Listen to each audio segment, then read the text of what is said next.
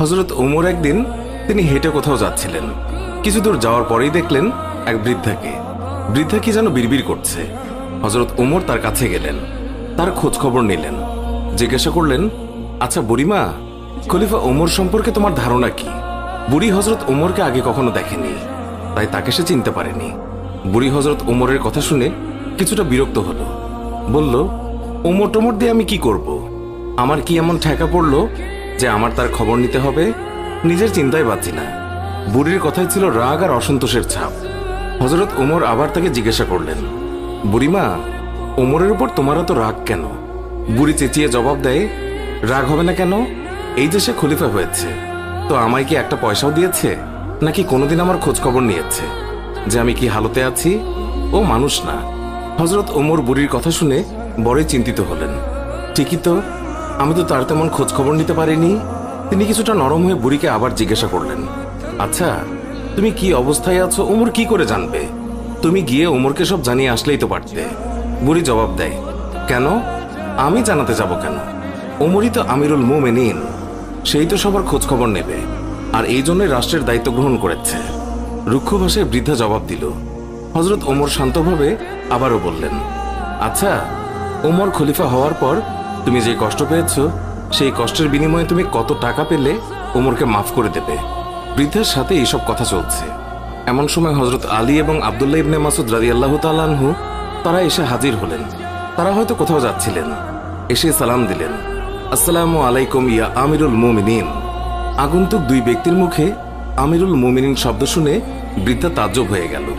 সে ভয়ে কাঁপতে লাগলো আর ভাবতে লাগলো যে ওমরের সামনে তাকে এত গালমন্দ করেছে। দারুণ অনুতপ্ত হলো বুড়ি। হযরত ওমর বৃদ্ধাকে সান্ত্বনা দিলেন আর বৃদ্ধার হাতে 25টি স্বর্ণ মুদ্রা দিয়ে বললেন, বুড়িমা, তুমি এই চামড়ায় লিখে দাও যে কিয়ামতের দিন ওমরের কাছে আমার কোনো দাবি নেই। বৃদ্ধা তখন তাই করল। চামড়ার উপরে তা লিখে দিল বৃদ্ধা, আর হযরত আলী রাদিয়াল্লাহু তাআলা আনহু সাক্ষী হিসেবে তার উপরে দস্তখত করলেন।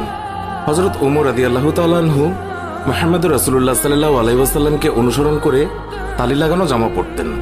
যখন তিনি মুসলমানদের প্রাণকেন্দ্র বায়তুল মুকাদ্দাস জয় করার জন্য বের হচ্ছিলেন, সেই সময় তার পরিহিত জামায় 17টি তালি লাগানো ছিল।